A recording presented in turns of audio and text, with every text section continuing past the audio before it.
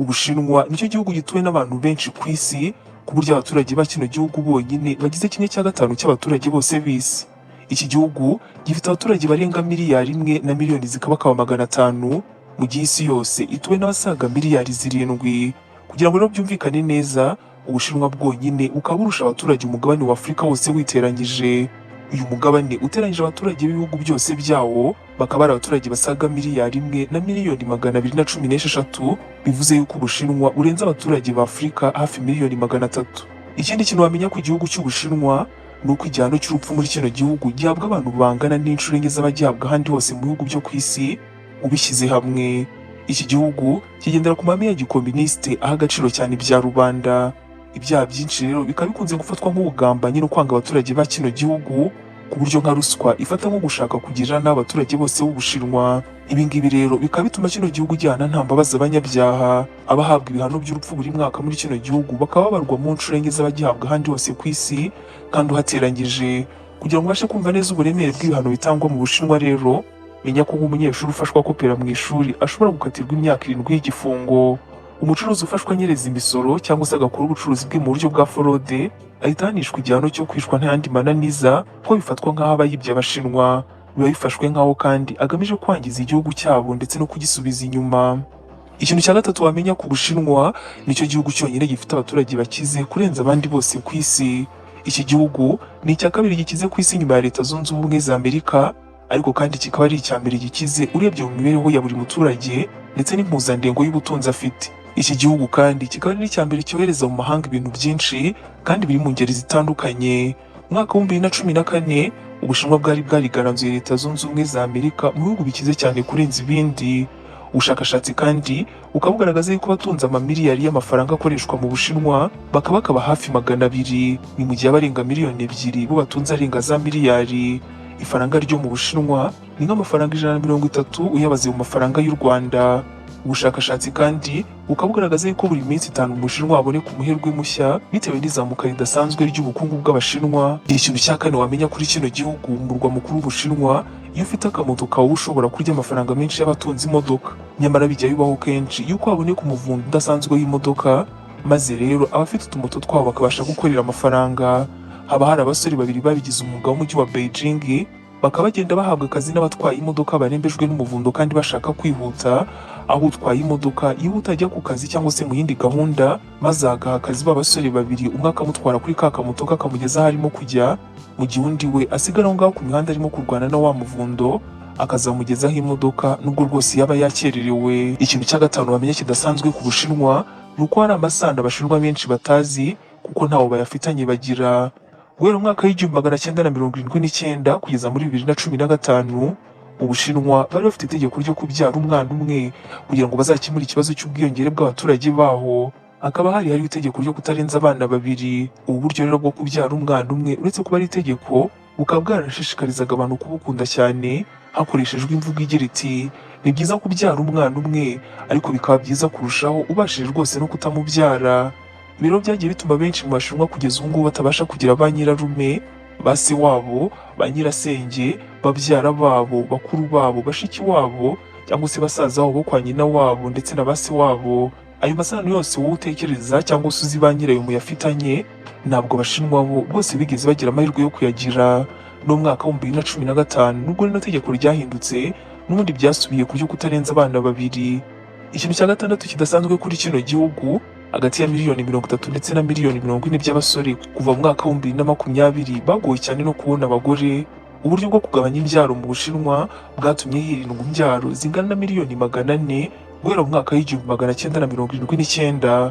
Ibyo rero bikaba byaratangajwe mu bushakashatsi bwakozwe na Leta y'Ubushinwa.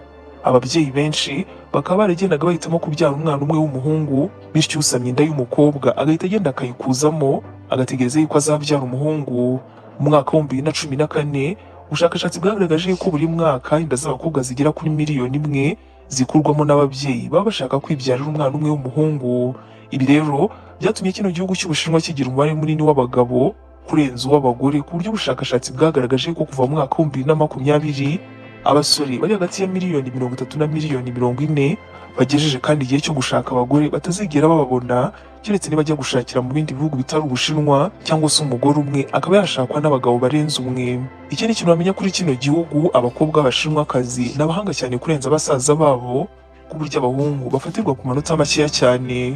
Ubushakashatsi n'imibare y'abatsinda ibizamini mu Bushinwa igaragaza yuko umubare munini w'abakobwa aribo batsinda cyane ugereranyije n'abahungu. Ibyo rero bikaba bituma nko muri kaminuza abahungu bafatirwa ku manota makeya kugira ngo bazabashe kubona imyanya iba yihariwe n'abakobwa. Muri 2011 mu mujyi wa Beijing abakobwa benshi bakoze imyigaragambyo mu mahoro, aho basabye yuko abahungu batajya bafatirwa mu manota makeya nk'uko bikunze gukorwa. Bavuze ko buri wese akwiriye guhabwa umwanya muri kaminuza hashingiwe ku manota ariko hatitawe ku gitsina. Muri kino gihugu cy'Ubushinwa nta muherwe ufungwa, ahubwo igifungo cye ashakwaho amafaranga yarangiza akakimwegurira.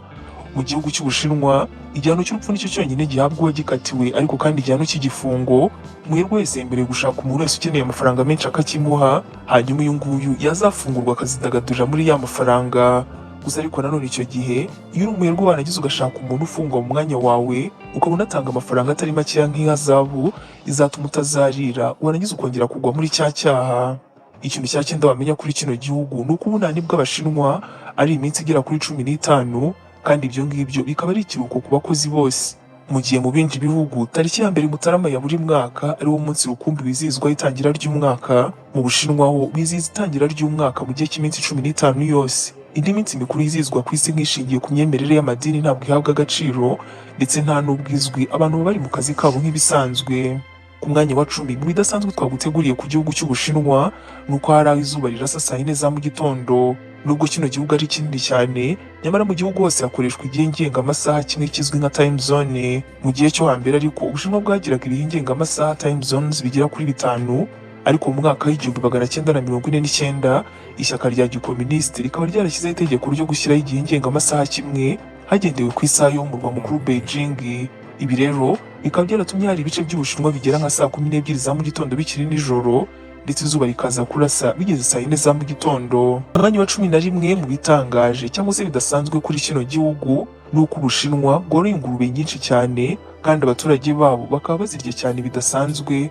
Ubushinwa ni igihugu cya mbere ku isi cyoroye ingurube nyinshi, ku buryo 1/2 cy'ingurube ziri ku isi yose giherereye muri kiriya gihugu. Bakaba barya inyama z'iri tungo mu buryo budasanzwe, ku buryo impuzandengo igaragaza yuko byibuze buri munsi mu Bushinwa haribwa ingurube zingana na 1,700,000.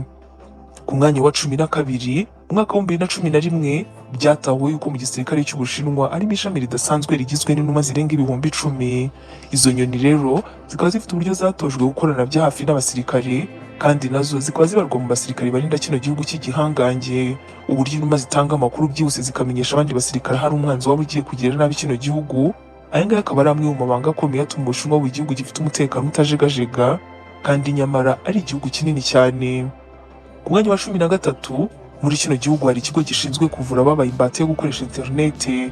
Iki gihugu cy'Ubushinwa kimwe n'ibindi bihugu bitandukanye ku isi bafite urubyiruko rwatwawe umutima no gukoresha ikoranabuhanga. Kuva mu mwaka wa 2004 rero mu mujyi wa Beijing hashinzwe ikigo gifasha abantu, cyane cyane urubyiruko rwabaye imbata yo gukoresha interineti. Abandi ibihumbi baba bari muri kino kigo bafashwa n'inzobere kugira ngo babashe kwigobotora iyo ngoyi yo guhora bumva ubuzima bwabo bwose ari ukwibera mu ikoranabuhanga rijyanye n'igihe isi igezemo. Ibyo ngibyo rero bikaba bituma babasha gukira ndetse no koroherwa. Mu gihe cyose ugiye mu Bushinwa ku mwanya wa 14 nakubwira yuko wakwibagirwa Facebook, ukibagirwa WhatsApp, Twitter ndetse na Google. Abashinwa ubuzima bwabo ntabwo bwubakiye kuri ibyo, ahubwo bwubakiye kuri WeChat. Mu gihe rero abandi benshi ku isi batwawe n'imbuga nkoranyambaga nka WhatsApp, Facebook ndetse na Twitter, YouTube, Instagram ndetse na Gmail n'izindi, mu Bushinwa ho izo mbuga nkoranyambaga ntabwo zemewe. Mu gihe cyose ugiye uturutse hanze y'Ubushinwa bigusaba yuko uzagira muri kino gihugu wabanje gushyira muri telefoni yawe cyangwa se nanone muri mudasobwa yawe uburyo bw'ikoranabuhanga buzwi nka application ya VPN, cyangwa se ubundi buryo bwose bikora kimwe. Ubwo buryo rero bukagufasha kwemererwa gufungura imbuga zibujijwe mu bihugu runaka, aho mu Bushinwa ho bakoresha imbuga nkoranyambaga zabo zihariye, ariko urwo gahebuzo ni urwitwa WeChat. WeChat mu Bushinwa ikaba ihuzwa na banki, ukajya uyishyuriraho ibintu byose kandi ahantu hose.